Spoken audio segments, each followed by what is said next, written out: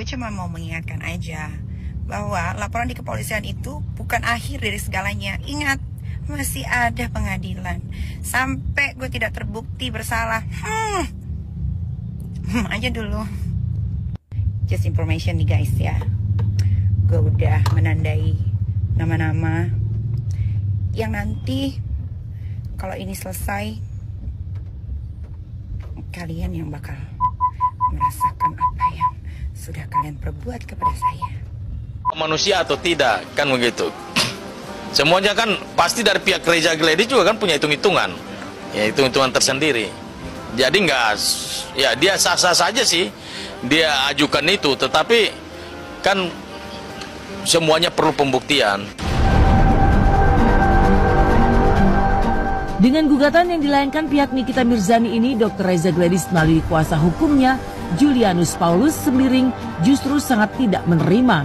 Ia merasa bingung dan merasa ada yang aneh dengan gugatan lawan prestasi yang dibuat oleh Nikita Mirzani dan kuasa hukumnya. Meski tidak menerima dan merasa bingung atas gugatan lawan prestasi yang dilayangkan oleh Nikita Mirzani, pihak Dr. Reza Gladys menegaskan telah siap dan akan hadir dalam persidangan. Saya menghimbau supaya semua pihak menghormati proses hukum ini, karena apabila proses hukum ini bergulir di pengadilan perdata, hormati karena ini terkait dengan adanya. Harus dibuktikan secara tertulis, harus ada perjanjian tertulis. Perjanjian tertulis harus. Gak juga, banyak banget endorse tuh gak pakai perjanjian Pak Tony. Banyak. Beneran, emang tulis kayak gitu zaman sekarang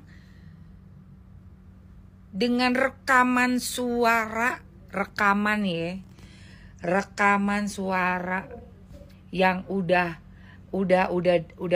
kita dengerin semua nih, seluruhnya udah dengerin. Perlu lagi tuh pakai tulisan segala macam? Nggak perlu lah. Udah jelas kok, tawar-menawar, dia menawarkan dari 5 ke 4. Dia juga yang minta untuk 2 kali pembayaran, 1 transfer 1 cash. Terus malahan dia juga yang minta untuk diperbarui lagi, nanti diingetin lagi untuk tahun depannya. Itu kan semuanya udah bukti nyata Pak Tony. Untuk apa lagi tertulis, heran saya. Ini zaman tahun berapa sih? Gitu loh. Terus bisa dicek juga, dia kalau ngendorse orang emangnya pakai kontrak? Enggak pakai kontrak. Nggak pakai kontrak. Ngendorse gitu, datang ke mana? Beauty kliniknya gitu untuk bikin perawatan gitu kan. Terus nanti kita iklanin gitu ya di sosmednya kita gitu. Nggak pakai kontrak, nggak pakai, cuma teleponan doang. Iya, telepon ya, datang ya nanti ya jam berapa, gini tunggu. Besok syuting, mereka punya untuk syuting artisnya gitu di beauty kliniknya mereka. Tahu banget saya yang Lebak Bulus, soalnya saya juga udah pernah di endorse. Dan nggak pakai kontrak ya. Jadi nggak usah lah kita kayak gimana sih berusaha gitu nyari celah ke sana ke sini kemari. Gini aja nih Pak Tony, saya mau tanya Pak, emang kita boleh ngerekam tanpa seizin dan sepengetahuan orang yang berbicara sama kita, terus kita sebarkan secara luas melalui sosial media? Kira-kira itu menurut Bapak melanggar undang-undang ITE enggak? Itu aja dulu. Saya mau tanya, apakah barang bukti yang seperti itu valid dan bisa dijadikan barang bukti, Pak? Yaitu merekam tanpa sepengetahuan dan seizin oleh orang yang kita rekam dan kita sebarluaskan melalui sosial media kita. Saya mau tanya itu aja.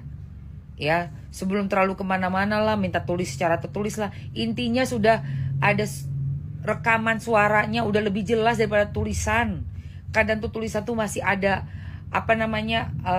arti kiasan di balik kata-kata tulisan itu, masih belum begitu dimengerti. Lebih jelas banget itu pakai voice note, pakai suara tuh lebih jelas tuh, pakai obrolan begini nih. Ya, saya cuma mau tanya itu Pak, barang buktinya merupakan rekaman itu bisa nggak dipakai? Boleh nggak sih sebenarnya? Ilegal nggak tuh barang bukti? Ya, saya mau nanya itu aja. Oke Pak Tony. Terima kasih. Tanggal 28 Mei jam 10 pagi Nikita Mirzani akan mengikuti pengadilan One Prestasi. Akankah Nikita Mirzani memberikan informasi secara data tertulis atau data secara cerita?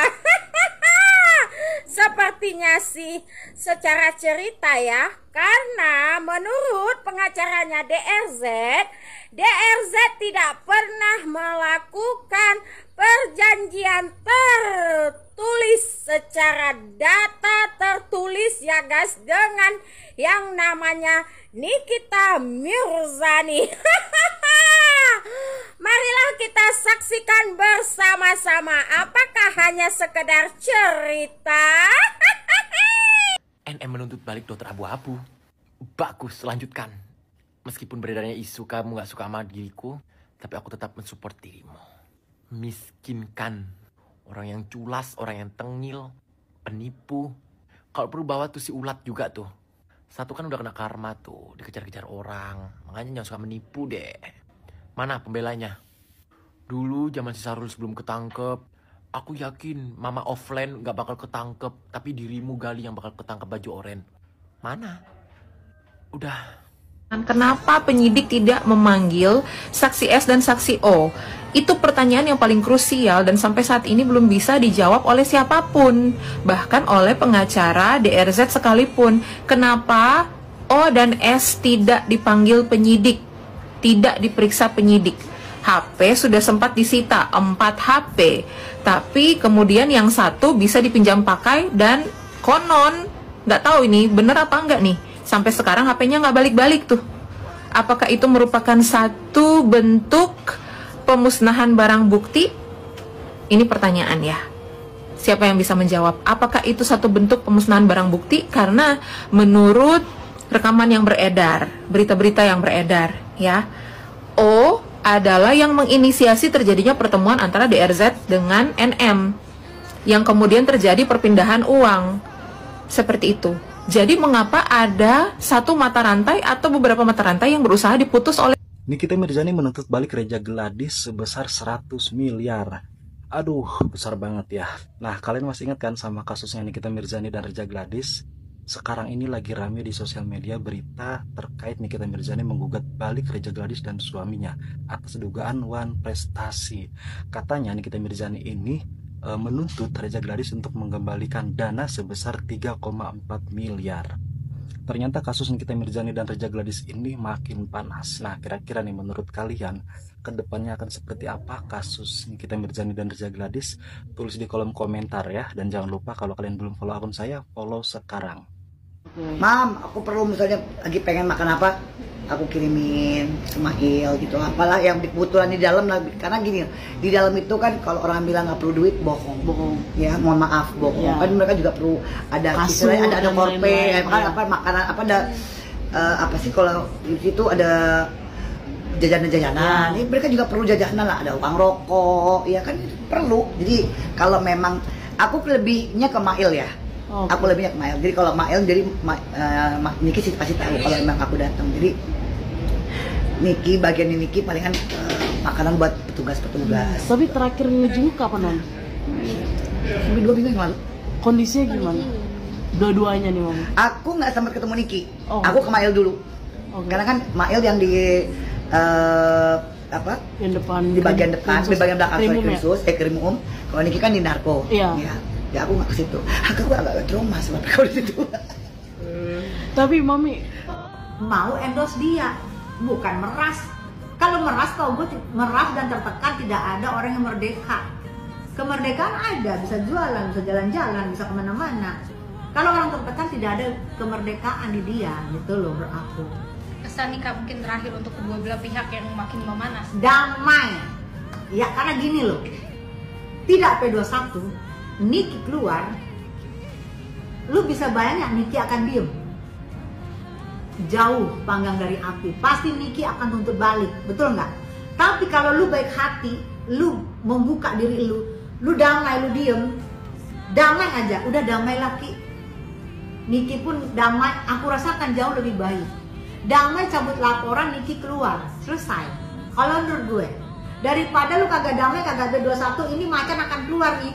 Macan lapar akan keluar, lu abis. Jadi bumerang ya untuk bumerang. Makanya kalau mau lapor, siapapun bisa lapor.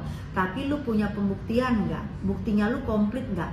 Jangan sampai yang lu laporin ini jadi bumerang buat lu, serangan balik ke lu. Gitu menurut gue.